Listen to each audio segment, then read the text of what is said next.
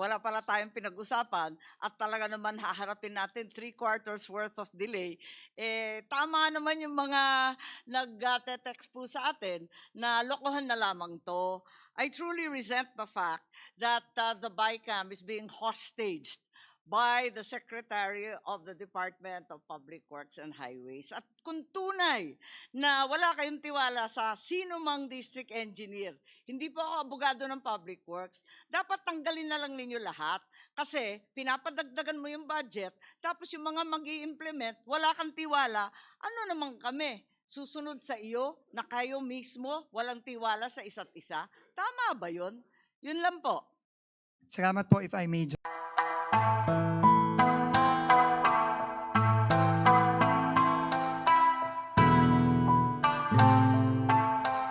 RDs and the RDs the instruction to cut out the fat if there is any.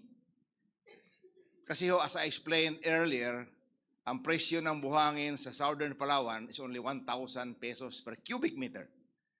Ang presyo ho sa Norte, sa MBUC, 2,500 pesos buhangin or graba kasi nanggagaling sa Mindoro. Ganon din sa mga steel materials. Ganon din sa simento, wala po kaming cement plant sa Palawan.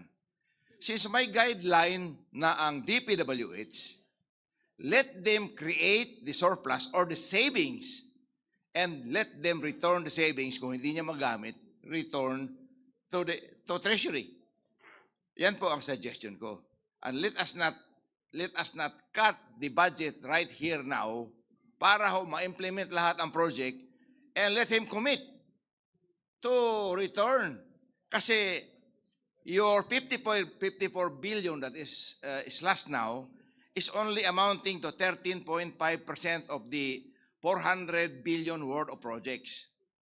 If the good secretary can commit that out of this table, he can save at least 20% doing the biddings regularly without any corruption, then the savings would tantamount to about 80 billion. So 20%. Because right now, your 54% loss is only 13.5%, Secretary Beans.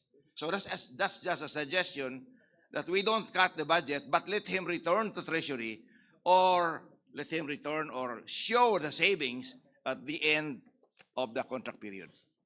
Thank you, Madam Chair. Madam Chair, Senator Legarda, we're doing... I yield Yeah, always yes, to your Senator former client. Lauren Legarda.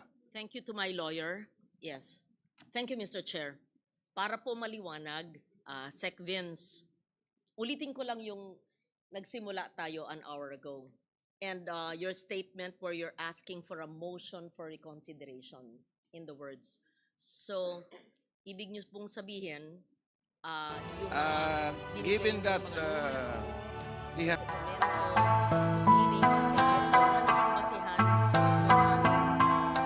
And every project and bring down the cost based on the program. Galing po sa DPWH. Yes, put on record kasi. Yes, Yes. opo. Okay, You're thank you. absolutely correct. Thank you. Okay. Para lahat po yan, DPWH. And every project and bring down the cost based on the program. Na nagkamali, reconsider, or ibang pamamaraan hindi na sa batas pero sa implementasyon. So, I just wanted it clear in all fairness to the chair and the LBRMO, hindi po kami, ang Senado, ang sumite ng numbers, galing po sa DPWH, at hinihiling nyo na ibalik yung hiniling din yung ibaba. Tama? Hindi po, Oo. ma'am. Okay, explain. Unfair naman po yun, ma'am. No? No, explain. Unang-una, Oo. tama po na yung sinumiti naming numero ay galing sa amin. But these were regional averages per material, asphalt, cement, etc. What we are saying po, that para po makuha natin yung tamang presyo kada proyekto, kailangan po i-apply natin kada proyekto. Hindi po halimbawa, nung kaninang ehemplo natin, na ang Region 4B sa asfalto ay 68% on average, ito po ay in-apply sa lahat ng proyekto ng Region 4B. Yun na po ang tama. At pinakita po natin sa dalawa nating example kanina, meron pong sobra, merong kulang. No, so it's not so much the data, but it was on how the data was used. So, yun po, no? So, yun naman po, baka ako kasi, ano no, nako-confuse natin ang taong bayan eh. No, it is not about the data, it is about how the data was used and applied. So, yun lang po. Hindi naman ako confused. Kina-clarify ko lang kasi nanggaling yung computation sa inyo na ginamit. Hindi ng po. Nanggaling po yung datos sa amin. Kung paano siya ginamit ng LBRMO at in-apply across the board, hindi po galing sa DPWH yun. Correct. The data came from you and it was extrapolated, whichever. But these are tabletop estimates, as you said. And you're asking now na imbis na ibaba, because as Senator Kiko quoted, sabi niyo ibaba yung budget, wag na lang ibaba yung budget, ibalik na, pero sa implementation, sa proseso, dun ibababa.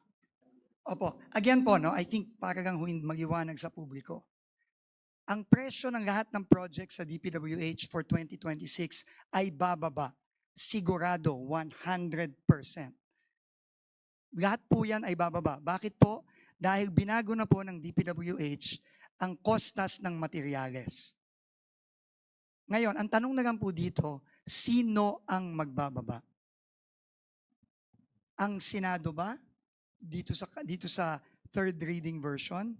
Or ipapaubaya ba yan sa DPWH na i-apply on a case-to-case basis sa mga individual na proyekto? Ibig sabihin po, ng case-to-case, titignan po ang project sa Palawan, South Palawan District, at i-apply ang presyo ng simento doon. Bababa po yung presyo ng project doon for sure. Okay. Pero po,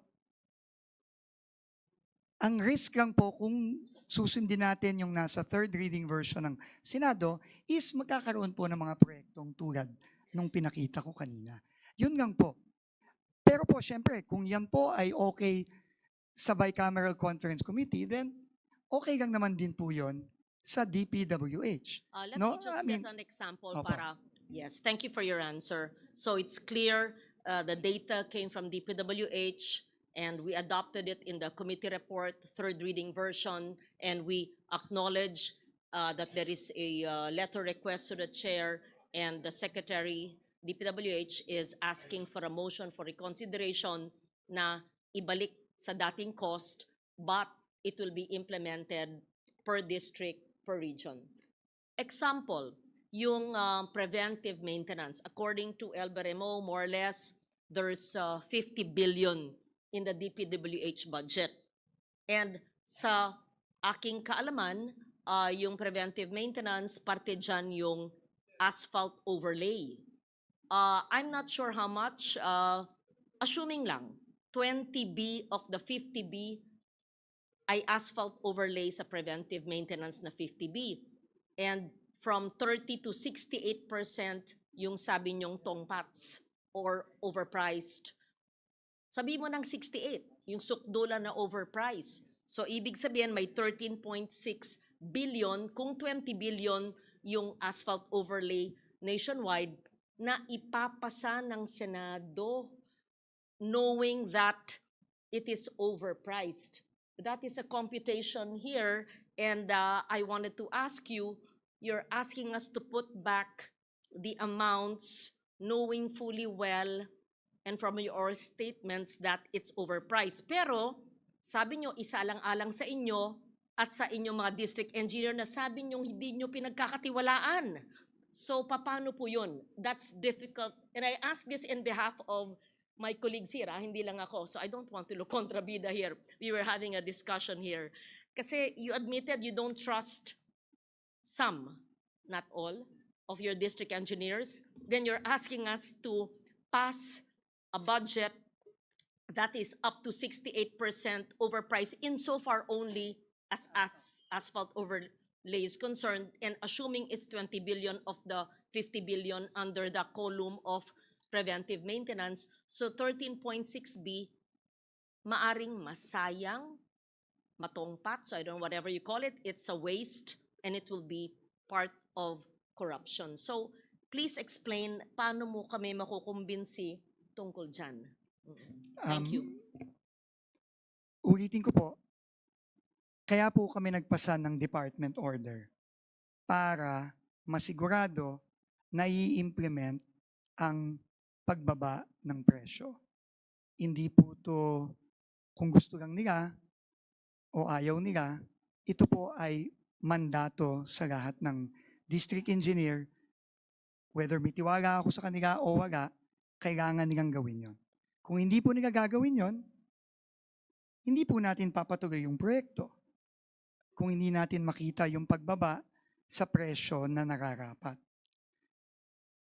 With also, kung titingnan niyo po yung aming department order, meron din pong penal provisions, no, kaming ginagay doon. This has never been done, no, in DPWH.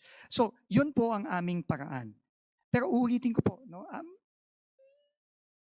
it is an issue of trust. Really, it is an issue of trust. And I understand that this department has zero trust. But we are trying our best. We have already brought down the prices, which has never been done before based on the President's directive. We have issued a department order mandating all the regional directors and the DEs to implement it. Now, if the Senate still doesn't believe that we will do it, again, no, ma'am, no. I don't trust them, but I trust the department order that we push forward. Because they cannot not implement it. Because we will not allow it under the department order. They cannot begin procurement unless we see the prices go down to the levels that they are supposed to go down. So, but like I said, it's an issue of trust po, and we submit to the wisdom of Congress. We are here just to inform the Bicameral Conference Committee of possible implications of the Senate version, and tell you about our safeguards that we have implemented. But of course, at the end of the day, it is the decision of the Bicameral Conference on what to do and how to proceed.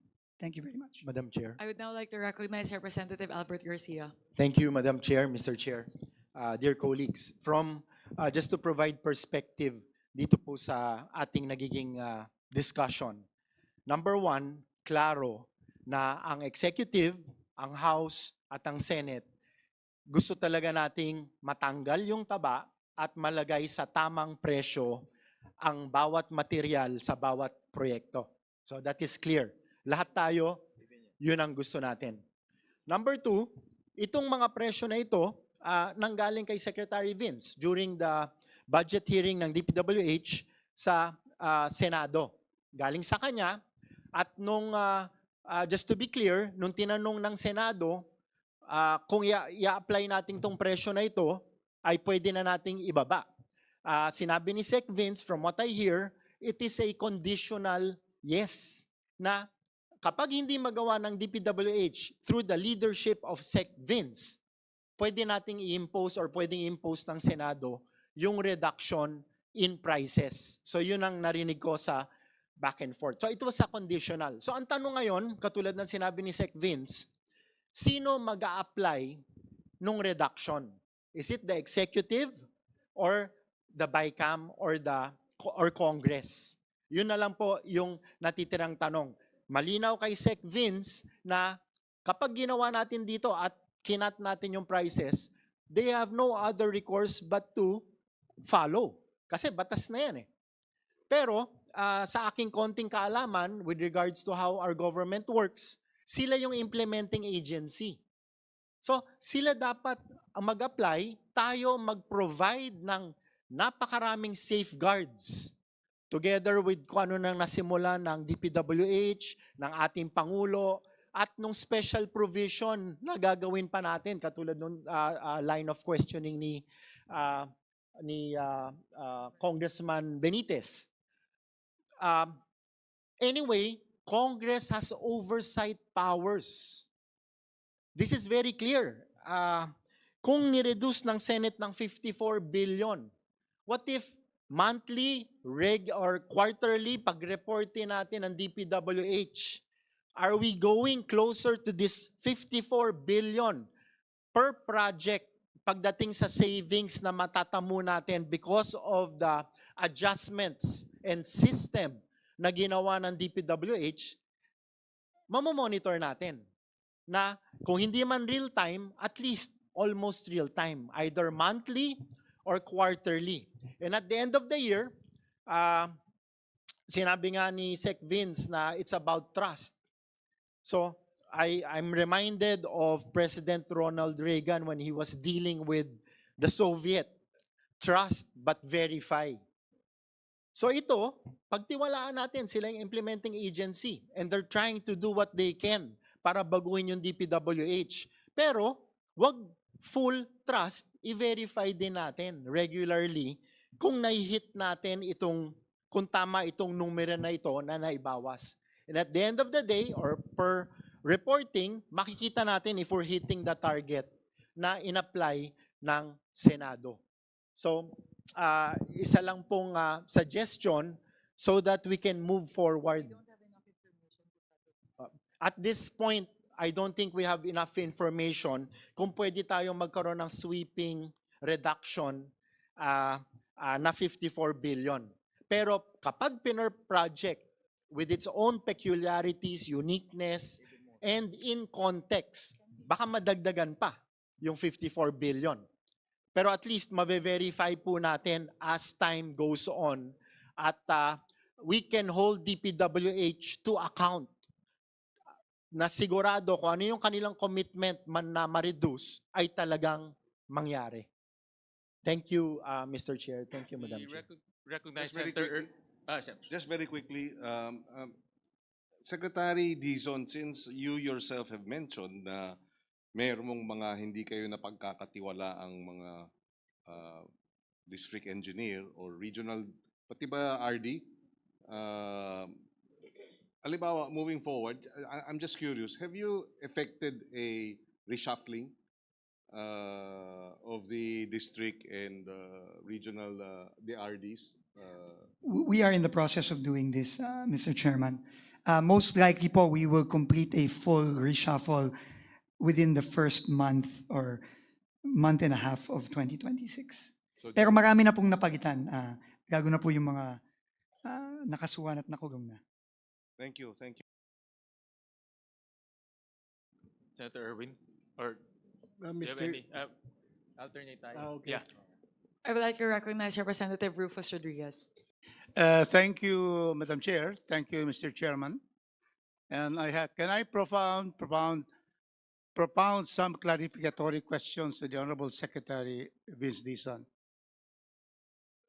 Thank you. There are allegations that the DPWH would want to propose the restoration of flood control in 2026. Is that correct? Absolutely not po. The President gave clear instructions. No locally funded flood control projects in the 2026 budget.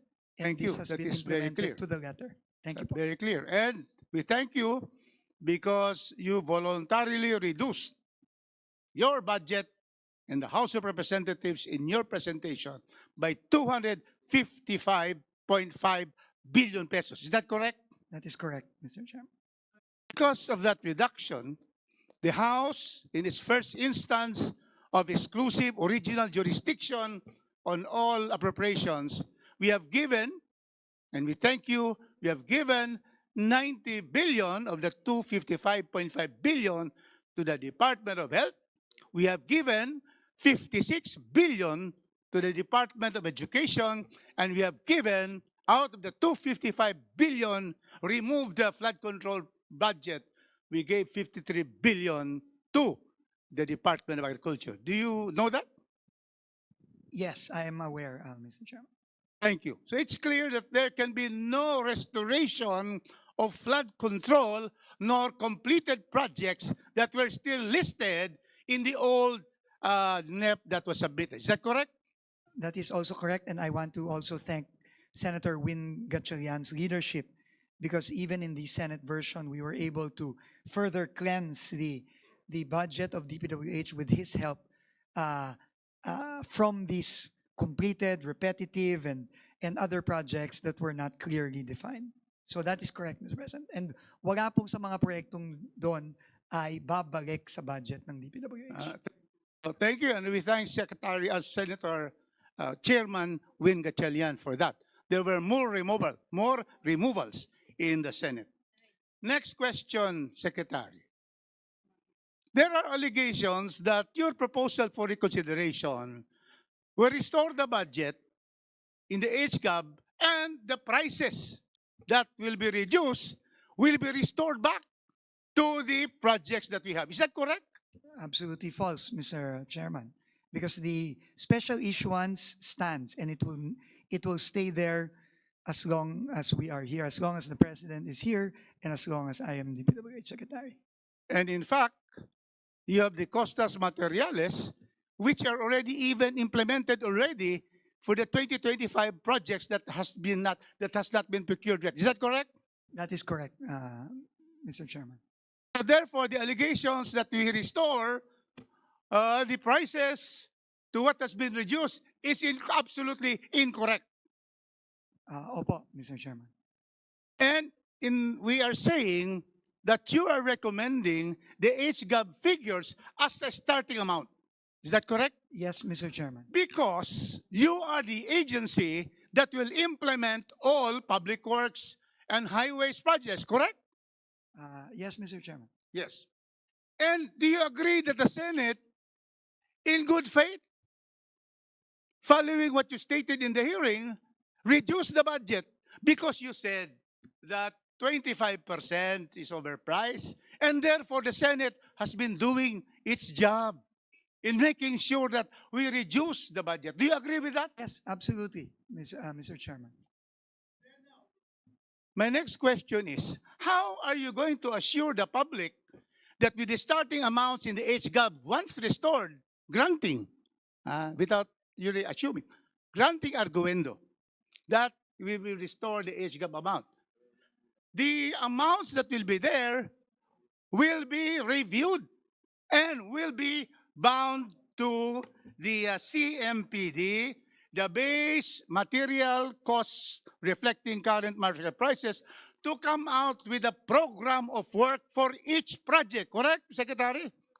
That is correct. That is through a department order that we issued mandating all implementing offices to implement the new CMPD for all projects for 2026. And therefore, once you have the POW, which definitely, absolutely reduces all the construction prices of materials, then you will come out with the approved budget for contracts. Is that correct?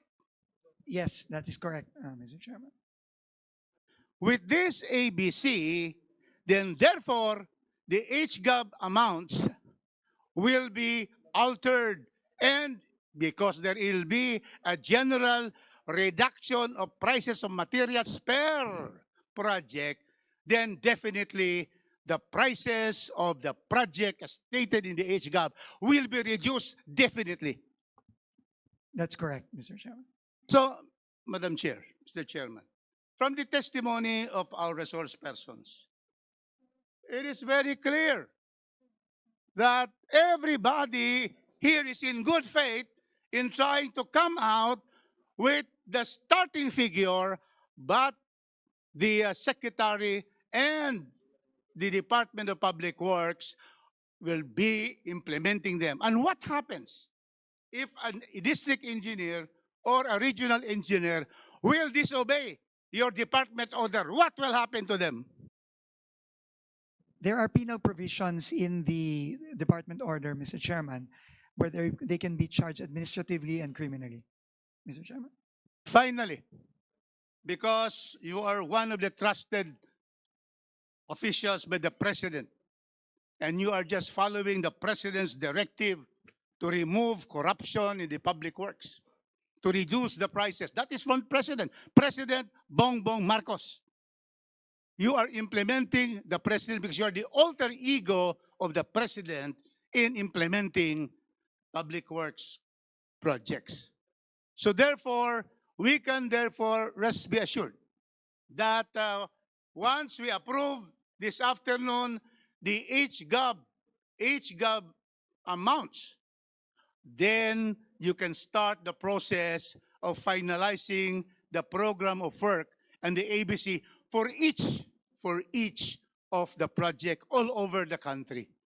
That is correct. And therefore, once we have the real correct project, then all the projects will be implemented properly. Is that correct, Mr. Secretary? That is correct. And therefore, once we implement these projects, the economy of this country will improve and will increase in GDP. Is that correct?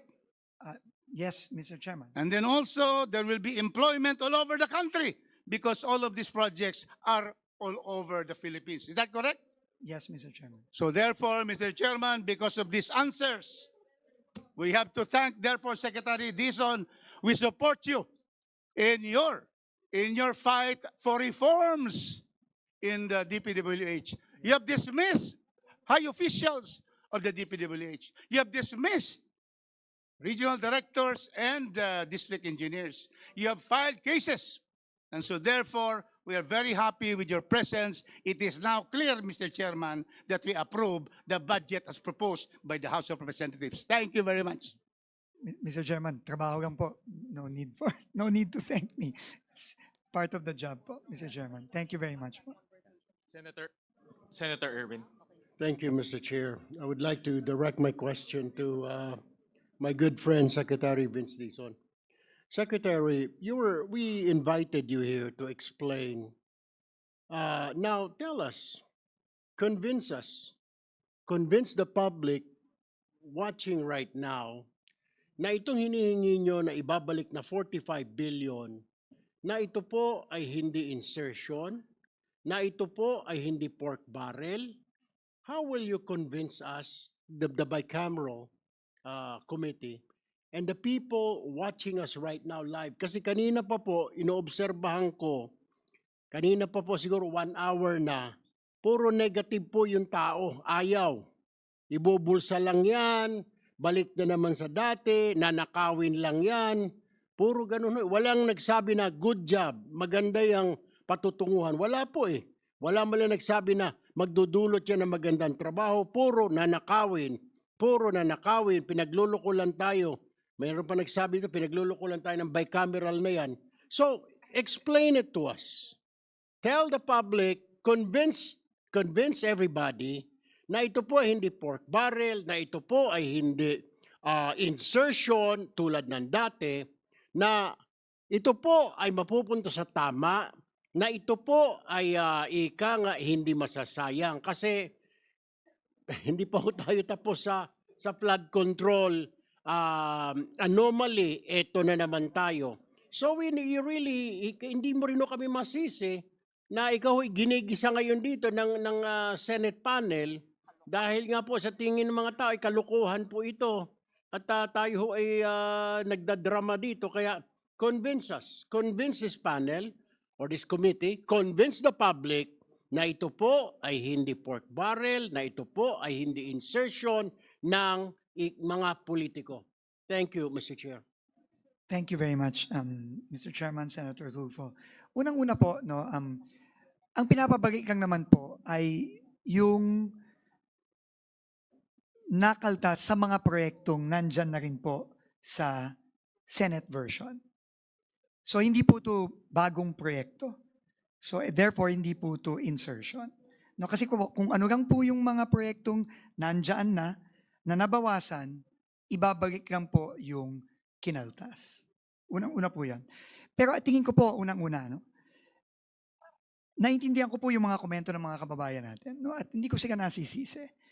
Pero, ang gusto lang po naming sabihin is, binaba na po base sa utos at direktiba ng Pangulo ang presyo ng mga materyales. Ito po ay i-implement ng DPWH kung mamarapatin niyo po, kung bibigyan po ng Senado at Kongreso na pagkakataon ng DPWH na i-implement ito. I-implement po natin ito bago pa ipabid ang mga proyektong to. And if I may just read, Mr. Chairman, Section 6 of the department order that we issued, which reads as mandatory compliance prior to procurement. Sinasabi po dito, the bids and awards committees must, letter A, require certification from the concerned head of office attesting to the application of the updated construction materials price data. Ensure that no procurement shall commence without the certification from the head of office, and reject or return any project that is not duly certified. No procurement activity may proceed without meeting this requirement. Ibig sabihin po, i-approve po muna natin bago ituloy ang bidding para masigurado na totoo ngang ibinaba ang mga presyo ng mga proyekto bago pa ito ipabid. So ito po talaga tingin ko ang magiging safeguard natin. Pero syempre po kami po ay open sa kahit ano pa pong dagdag na safeguard kasi iisa lang naman po ang ating layunin lahat. Siguraduhin na hindi na maulit yung pagnanakaw. Lalo na dahil dito sa mga overpriced, nakitang-kita naman talaga natin na dati overpriced po talaga ang mga proyekto. Mr. Chair, follow-up question lang kay Secretary.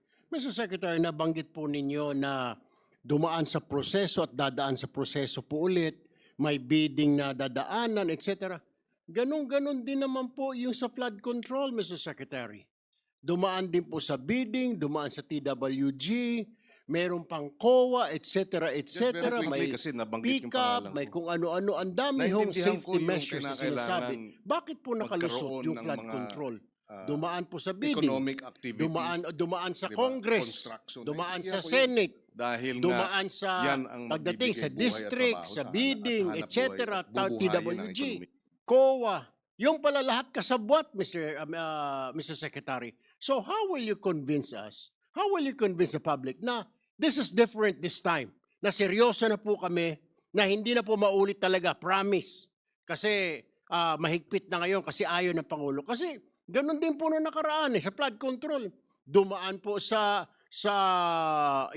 committee, dumaan po sa bicameral, tapos ibinaba na, i-download na po kung saan-saan, may district engineer. Pero ganun din po, nakalusot. May ghost project, merong substandard. Dumaan din naman po yun sa mga bidding, dumaan sa TWG, lahat. So what's the difference, Mr. Secretary? Yung projects ngayon, itong pondo na ito, na halos the same lang pagdadaanan, is there anything extra, measure na para hindi na po talaga maulit tulad ng nangyari po sa flood control, Secretary Vince? Mr. Chairman, Senator Tulfo, may malaki pong pagkakaiba ngayon. Ang pinakamalaki pong pagkakaiba ngayon ay yung direktiba at ginawa ng DPWH ayon sa direktiba ng Pangulo na ibaba ang presyo ng mga materyales.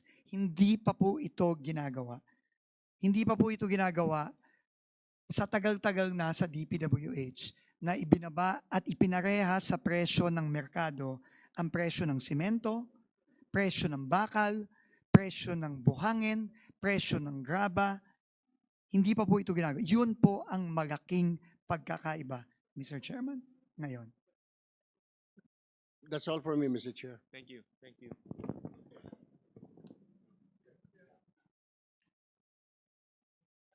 None from our side, Sen. as of now. Senator Amy? Okay, thank you very much. Very simple question. Real talk lang po. Kasi eto nga, nandito tayo na galit lahat ng tao. Parang linoloko naman tayo nito. Kayo nagpakaltas, ipapabalik muli. Ano ba, sa loob ng 2 buwan, ipapakaltas ba ulit? Gusto kong malaman, real talk konti ha. Ilan ba talaga at alin ba yung mga project na dumaan na sa early procurement sa panahong ito? Ilan ba talaga? Meron ba na mga projects na pinag-uusapan na nasa loob ng NEP sa budget ng Pangulo, nag-undergo na ng early procurement? Meron na ba? Kasi ang balita, takot lahat. Totoo bang meron o hindi? Wala pa pong dumadaan sa early procurement dahil po hindi pa klaro kung ano yung mga proyekto talagang mapapasa. Wala pa po. Siguradong sigurado kayo, wala ni isa, zero. So wala tayong pinag-uusapan, tama po ba? Sa ngayon. Sa ngayon po, wala pa po. So ang ibig sabihin niyan, dati-rati talagang hinahabol yung early procurement ng October para hindi ma-delay ang project kasi aabutan talaga ng tag-ulan, hindi po ba? Tama po yun. O kung ganon, mag-a-adjust ka ng lahat ng ABC, sigurado na madidelay. Totoo po yan, Madam Chair. So ang hinaharap natin talagang madidelay. Opo, dahil po na-delay ang early procurement, marami pong mga proyekto for 2026 na madidelay. Sigurado so ang po yan. hinaharap natin talagang malungkot ang first and second and even third quarter, aabutin ng ulan. Yung tamang projection lang, kasi nag-expect ng tao, dadagdagan, papabalik mo. Pagkatapos, madidelay rin pala. Ano naman ang bisa nun? Para kay pa? Ang bisa po nun, matutuloy pa rin po yung mga proyekto, Madam Chair. Madidelay lang nga po dahil extraordinaryo po itong panahon natin, Madam Chair. At tingin ko po, prudent din po, tama din po, na hindi muna magsimula ng early procurement. Dahil unang-una, hindi pa po sigurado kung ano ang mga project na papasa ng Kongreso. At ikalawa, dahil nga po nagbaba tayo ng presyo ng materyales ngayong fourth quarter. Ganun pala, wala pala tayong pinag-usapan at talaga naman haharapin natin 3 quarters worth of delay. Tama naman yung mga nag-text po sa atin na lokohan na lamang to. I truly resent the fact that the BICAM is being hostaged by the Secretary of the Department of Public Works and Highways. At kung tunay na wala kayong tiwala sa sino mang district engineer, hindi po ako abogado ng Public Works, dapat tanggalin na lang ninyo lahat kasi pinapadagdagan mo yung budget, tapos yung mga mag-i-implement, wala kang tiwala, ano naman kami? Susunod sa iyo na kayo mismo walang tiwala sa isa't isa? Tama ba yun? Yun lang po. Salamat po if I may just respond to that po, ma'am. Unang-una po, hindi po pwedeng huminto ang trabaho sa DPWH. Napaka-importante po ng ginagawa ng DPWH. Habang ginilinis natin ayon sa utos ng Pangulo, ang departamento, hindi po pwedeng huminto. Nakita na po natin ang epekto sa ekonomiya nitong nakaraang third and fourth quarter. So we are doing the best we can given the current situation, Mr. Chairman, Madam Senator. Yes, Secretary Vince, hindi kita pinahihinto sa trabaho mo. Pinamamadali nga namin. Ikaw ang humihinto sa trabaho namin dito sa BICAM at papalit-palit ka ng sinasabi. Yun ang problema. Hindi po ako papalit-palit ng sinasabi, Madam Chair. Ako po, iulitin ko, nagpunta lang po ako dito para ibahagi sa bicameral conference yung nakikita po naming epekto nung pagpasa ng third reading version ng Senado. Yun lang po. Ngayon, nasa Senado na po yan at nasa bicameral conference, nasa Kongreso, kung paano po magpo-proceed dito. At yun naman po, syempre, tatanggapin lang naman po ng ehekutibo kung ano man po yung decision na yan. Maraming salamat po. Senator Pia?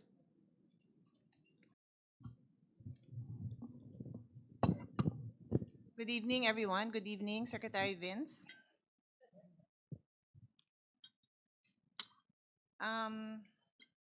So I was monitoring the discussion of our colleagues earlier, and my desire is not to have to repeat myself. So bear with me if may konting overlap, but I'm trying to choose questions which I feel hindi pa masyadong natanong or hindi na bigyan ng sapat na panahon as far as or as much clarity that I would like to get out of it. So bear with me, hindi ako engineer, abogado ako, pero pinipilit kong intindihin kasi kahapon inamin ko na hindi ko po masyado maintindihan yung sulat nyo, and that's just because I don't know the terminology, I don't understand exactly what, in fact, I have not seen a copy of here's the statement. I have not seen the copy of the construction material price data. Have